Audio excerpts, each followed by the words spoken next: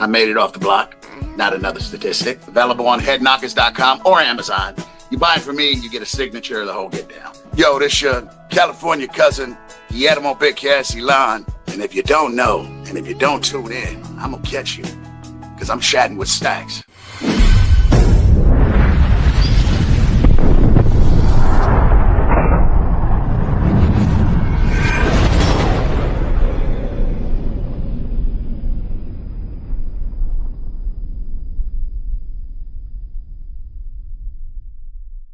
Welcome to this episode of Chatting with Staxx. I'm your host, Bill Staxx, and today I got Big Chaz. Staxx, I'm not joking. I don't remember who asked me. Rags from the Mongols was right. Okay, so at that time, Tombstone from the Vagos was the chairman, Spike from the Hessians, and Sarge from the Vagos were on the board. Rags from the Mongols, shout out to Rags. He's here just stand like I can feel the daggers. Because we all in there with diamonds. There's only two of us, and then we got five outside, because only two could go in. And I remember someone said, you got any cops in your clubs, and who blessed your diamond? And I said, man, I'm from rolling 60s, and I'm a convict. If I'm not a 1%er, then nobody is. And Tata started clapping. Rude Richie started clapping. The whole room clapped. And that's how we became 1%ers. I had the club up until I was the founder of the National. I had it up until 2013, and I met a brother by the name of Milk. He's been a 15-year chosen few. He stepped to one of my guys, Poncho, who's Kings Among Kings, in Vegas. He's like, yo, who blessed y'all? And I remember my word was, we're not asking. No, I'll ask for forgiveness later, but I'm not asking for permission from nobody. And I stood at Vegas up, and Poncho stood his ground. He said, Milk want to talk to you. So I went up to Vegas. And he's like, yeah, man, you didn't really go through the proper protocols. I said, bro, I'm a gangbanger. I'm not asking for I'm not asking for permission. And we became the best of friends.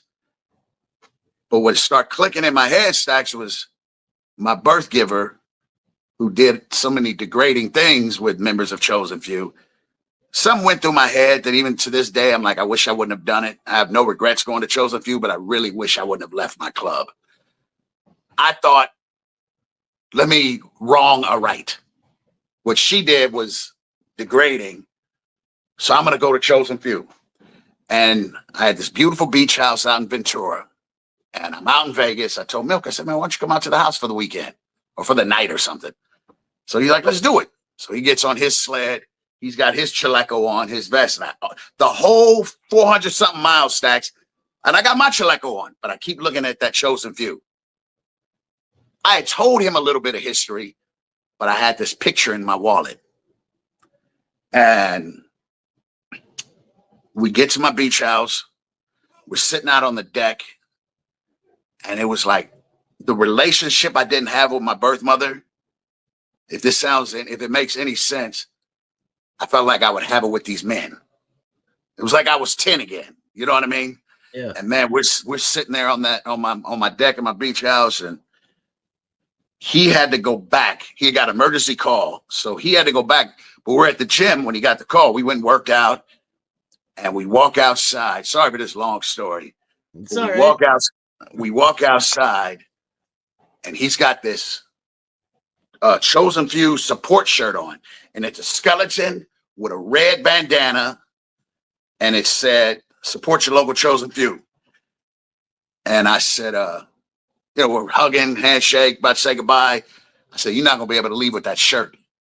And Milk is about 6'3", I'm not, I'm muscular, but I'm not a big, tall dude. Yeah. And he looks at me like, you trying to set me up? He had this look like, what? I said, you're not going to be able to leave with that shirt. He goes, what do you mean? But he kind of pivoted. And I said, because I want to come with y'all.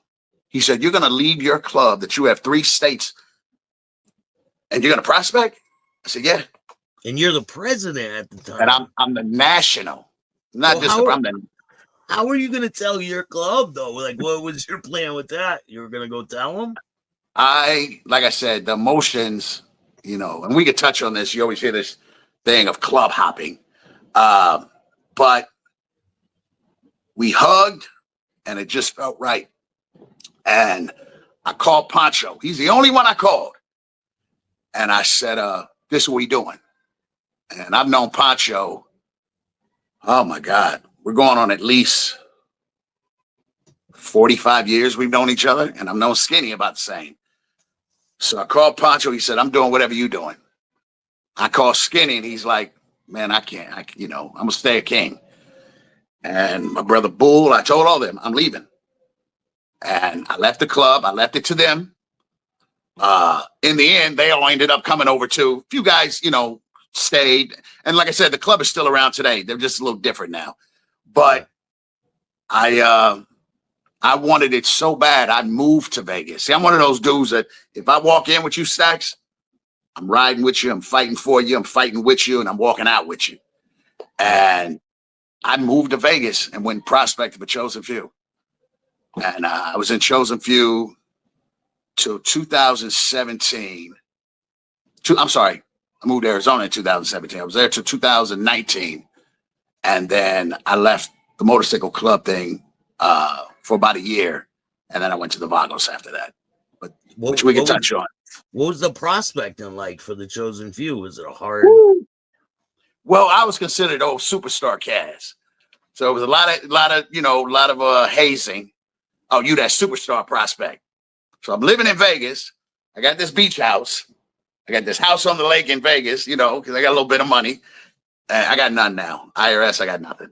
And matter of fact, I'm paying Staxx to interview me. But but it was a humbling. One thing about the motorcycle world, Staxx, I hate the word brotherhood. I hate it with a passion. I live by every brother ain't your brother. If we ain't never, I don't do drugs, so I can't sit here and say did drugs or drank. But if we ain't never broke down together, really had moments where we was ready to end our lives or our lives about to end, we're not brothers. Yeah. So a lot of times you have to respect people that you wouldn't even stand next to. And your prospecting phase is actually supposed to be your most fun. You're supposed to learn everything. I always tell cats, that's when you're supposed to have because you get to sit there and watch stuff you are warned about or learn about. It was hard, because again, nobody ever tested me, but I was hazed. But I did everything I was supposed to do. But you're having someone try to check you that can't whoop you. That's what makes a prospect a good prospect.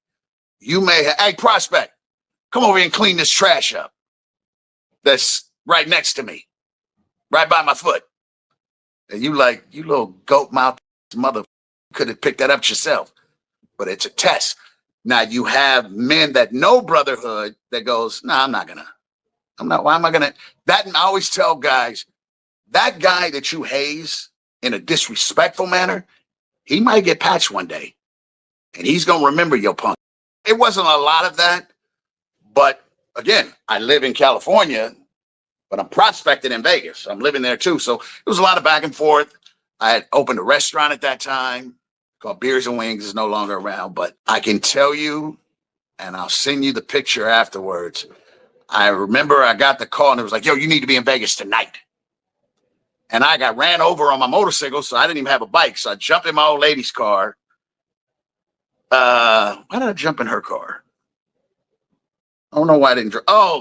You got ran over on your bike. No, it wasn't that. No, I had a Mercedes at the time, but I don't know why. I think the gas, because I had a V8, that SL 500, and I was like, well, let me use your hand because I knew it was going to be a turn and burn. But I'm not knowing what I'm going for. They were aggressive, like, yo, you need to have your ass. Well, Pancho already lives in Vegas. And I smash. We walk in the room. We stand in a room of about 20 dudes in the clubhouse. And I swear to you, Staxx, it reminded me of sitting in that clubhouse on 108th and Broadway. And I remember standing in that room and it was like, yo, take those cuts off. Take your vest off. I'm like, I'm taking nothing off. And dudes, take your vest off. I'm like, no, I'm not taking nothing off. And I remember James, Mob James.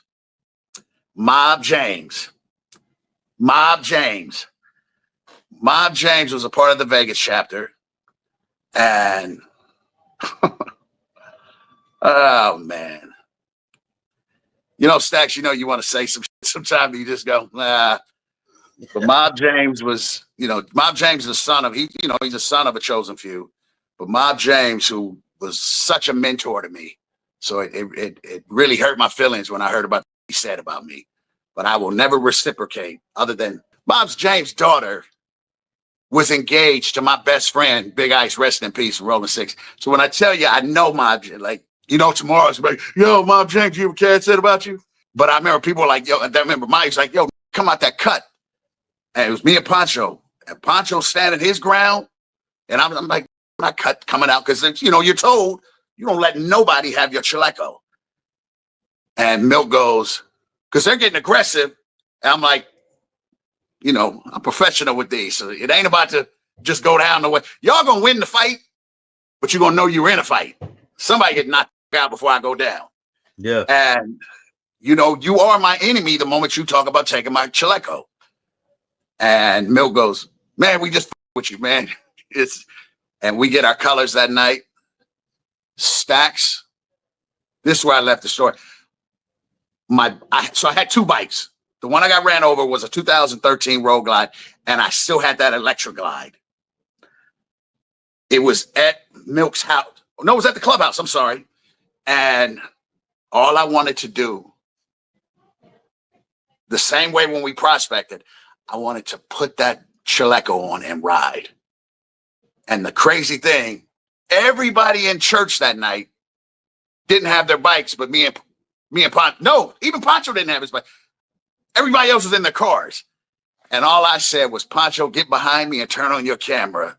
And I don't care where we go and just get footage of me because I'm a proud chosen few. It felt amazing. I took the bike back, jumped in the car, and then went home.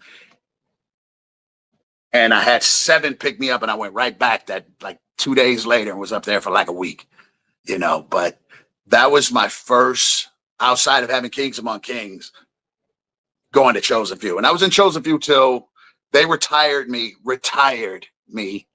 because of trolls. You got kicked out of Chosen Few. They retired me in 2019. So you were in it for quite a while. 13 to 2019. I got kicked out once before me and the National got into it. Then I came back a year later, maybe 8 months later. I went and hung. I'm going to talk about it. I have a new book called Many Roads Traveled. So for about 8 months, I went and hung out with my brother who was in 81. And that's a whole nother story we'll get into next year when the book comes out. But yeah, man. And I went from Chosen Few to the Vagos. So you get retired from Chosen Few. How do you get introduced to the Vagos? You knew some people that were. I knew Rude Richie. Skinny B. So Skinny B's married to Rude Richie's sister. And if you go watch the documentary, which is on my site, Life of a 1%er on headknockers.com, it's the only interview in history where you got the Mongols and the Vagos sitting in the same interview. It's not clips from how other guys do it, no, they're sitting in the same interview. And Rude Richie talks about the first and only black member of the Vagos. And he talks about Gorilla, who I'll give you the picture if you've never seen it. It's a picture of a black man holding a Vagos chaleco with a white boy and a Mexican on the other side. 1971, I think. He was the only black member. His name's Gorilla. And something happened because of politics. He ended up going to Chosen Few. And his son to this day is the beautiful Magnificent, who's been in the club for years. But Skinny B is married to Rude Richie's sister. I'm starting to hang, Chosen Few and the Vagos have a great relationship. So we'd always go to their function. I'd see Richie. He's introducing me to more people. They came to my screening for my movie Glass. And I'm at an event. And like the Chosen Few thing, I told Richie, I said, man, my dad taught me some, Staxx. He said, there's a journey and there's a destination. It's like meeting a girl is the journey, courting her. And then the destination is if you guys get married and, make it official. And I just felt like I hadn't got to my destination yet.